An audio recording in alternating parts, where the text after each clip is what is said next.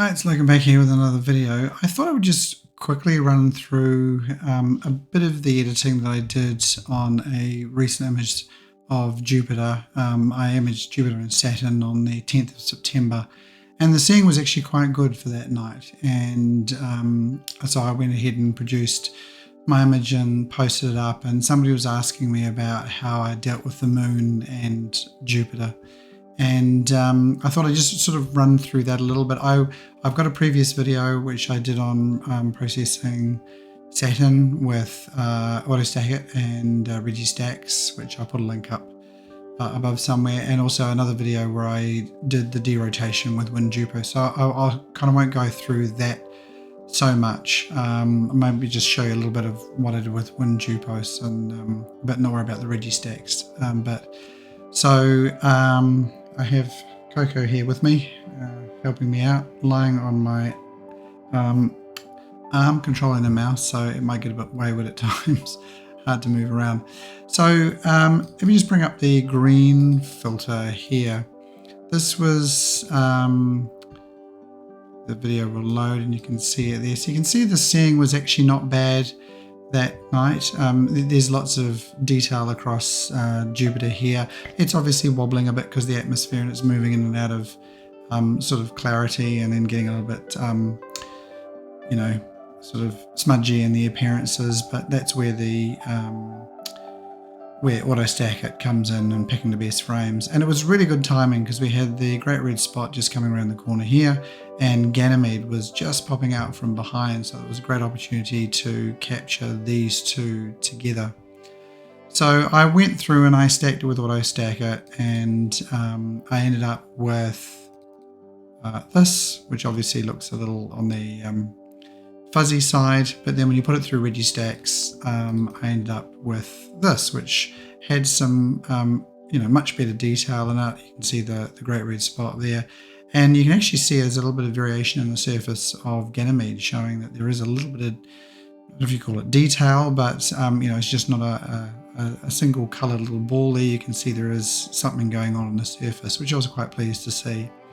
So I went ahead and I did that for all the filters, red, green and blue, and then the usual thing, took it into WinJupos. So this is the green filter in here, and because I saved in SharpCap, and you can do this in file capture as well, because I saved these in a WinJupos friendly format, and there's a little box in the settings that you can tick to make sure it does that.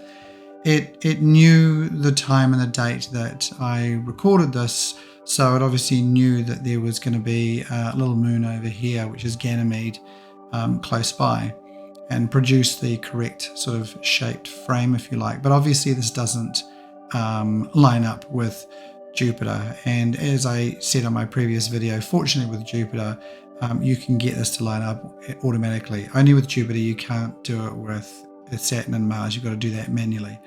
But once you've got your image in here, you just click up here to adjustment, and then you've got your outline frame. Click on that and you go automatic detection. And because of all the detail that's on Jupiter, it knows how to sort of snap this thing right into place. So you can see this is running through sort of more the equatorial line through Jupiter. The frame is nicely snug around the planet, and it's roughly lined up with Ganymede. Now it's not perfect, obviously, because Ganymede, whilst Jupiter is in theory kind of standing still relative to us filming it, it's rotating, which is why we're trying to derotate it to get the decent detail when we're combining the three images, or three filters, because Jupiter rotates so quickly, about 10 hours. Even if you are imaging over like 3 minutes, you're going to get sort of blurring of detail. So my red, green and blue filters were just 1 minute each. But even when I, in the time I captured those three and sort of moved between them, there was sort of somewhere between 3 and 4 minutes had elapsed. And of course, Jupiter can rotate quite a bit in that time. So that's why you want to do the derotation. Now, of course, different with Ganymede, because Ganymede is moving in this direction. It came out from behind Jupiter and it's going that way. So obviously the derotation is not really working on Ganymede. But I'll show you how I dealt with that later so that I didn't get a sort of a funny coloured look to Ganymede. So anyway, the usual thing, once you've got to this point, you can just hit F2 and then you can hit save, which I've done here, and I put a little G there so I remembered it was the green filter. And then you go into tools and you go to derotation of RGB frames, because I'm doing the filters as opposed to if you're doing sort of multiple one-shot captures with a one-shot color camera, then you can derotate those multiple ones. So here I'm just doing the actual filters. So we click on here, and I've actually already preloaded these into here. So this one was the red filter, the green and the blue. And of course, as I've shown in my previous video, you can see that there are 3 lines here, green, blue and red, which do not line up now, but that's the point of WinJupos, is to get it all to line up. And then you just hit compile image and it will derotate. Now I've already saved it, so it says, do I want to overwrite it? So I just say yes. And oops, here is the image here.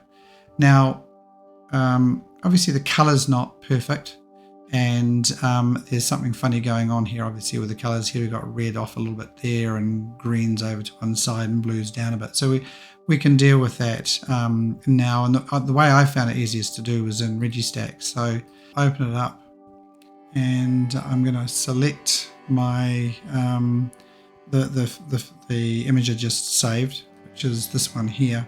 And whilst we've sort of aligned the filters, we haven't got a good balance yet of the red, green and blue filters. So what you do is you just go over to RGB balance here, and as you click on them, you can see obviously they're not all lined up nicely. So you just hit auto balance, and now you've got a much more pleasing image of Jupiter, and you can take that into Photoshop and work on it further to work on the colors and the clarity, etc., etc. So if we hit do all, it will apply all that to Jupiter. But if you have a look here, this is still, let me just go say full image. This is still not looking good. We've got, some green down here, blues over here, reds over here. The colors are all wacky, while the colors in Jupiter here are fine. So what I just do is I save that image and I called it Jupiter, like this, and saved it. And then what I did was I then closed that down, and I did RGB align, and now I did alignment just for the moon, and not worrying about Jupiter at all, because I've already got a version of Jupiter saved where it's nicely aligned. Now I want to do Ganymede. So I just bring this box over here like so, put it on there and just put estimate. And it will tell you, it sort of says how much it needs to move. So I just click on here, and now you can see it's aligned everything fine for Ganymede. Now it's not very good here now for Jupiter, but we're not worried about that. We're just worried about Ganymede. So hit do all, and then save this one as Ganymede. And once you've done that, then it's time to head into Photoshop to sort of combine your nice version of Jupiter with your nice version of Ganymede. Okay, so I'm in Photoshop. This one is the one where we aligned the red, green and blue channels for Ganymede, and that obviously threw things out for Jupiter, but that doesn't matter because we're just keeping this version for Ganymede only. Then there's this version here where we did a sort of align, we'd sort of aligned and then we color balanced for Jupiter, the planet, and didn't worry about Ganymede, and that's why the RG and B channels are all out of whack here. And the reason for that is we just want to keep this version here for Jupiter. And the idea is that you would process this for the planet. You would go through and do more, whatever colors you wanted to do, and sharpening, etc., etc. Perhaps make this background a bit darker so you haven't got this sort of ugly pattern. The reason why you're seeing these lines here is because I've actually rotated this image 180 degrees, because before I had the red spot over here and Ganymede was down here, and this just looks better, and it was the way I was seeing it on the video. So we'd process that just for Jupiter and not worry about Ganymede. Over here, this version we would process just to get a nice look for Ganymede and just ignore Jupiter. Because what we're going to do is, on this version, once we finish this, we're going to replace this wonky version of Ganymede with this nice version of Ganymede over here. Okay, let's combine these two. So we have a nice Jupiter and a nice Ganymede. So we'll go to this layer where Jupiter is nice, Ganymede's no good. And I'm going to duplicate the layer here. I don't know if you have to duplicate it, but I do. And then go up to the layer tool and a new layer. And just don't worry about what it's called. And it's blank basically. Go back to our version where Ganymede is nice. And with the selection tool ticked, we're going to select the whole image and do a Control-C to copy it. Back to this version where Jupiter is nice, and on the empty layer here do Control-V to paste it on top. Now what we're seeing here is basically the nice version of Ganymede with the terrible version of Jupiter, not aligned here, because this is just sitting right over the top of these two. So the way I combine them was I use masks. So if we go click the background layer, or the layer where Jupiter is nice and we want to get rid of Ganymede, I click on that, the mask, go into here. Now the way I've got it set up, it immediately sort of selects the whole thing. So if I just do Alt and deselect that, then what I'm doing effectively here is I'm keeping Jupiter and I'm disregarding Ganymede. If when you open this up and it's like this, you can click on Ganymede and get the same result by then clicking invert, and you effectively do the same sort of thing. So we've selected for Jupiter here and we've disregarded Ganymede, so click OK. On this version here, you want to do the opposite. So I'm going to do mask again, go into the mask, and this time I'm going to clear the selection and I'm going to select Ganymede only, because I want to keep Ganymede on this top version. And I'm going to disregard Jupiter, so I'm going to click OK. And now what we're left with is a nice version of Ganymede and a nice version of Jupiter. And then you can just sort of flatten the image. Where are we? Layer, flatten the layers. And there you have your final version of Jupiter and Ganymede. So look, that's the way I did it, just to sort of answer the question that somebody asked me. There might be better ways of doing it. If there are, please let me know in the comments. And I'll leave you with my final version I did of Jupiter with the Great Red Spot and Ganymede, and also Saturn, which I imaged the same night.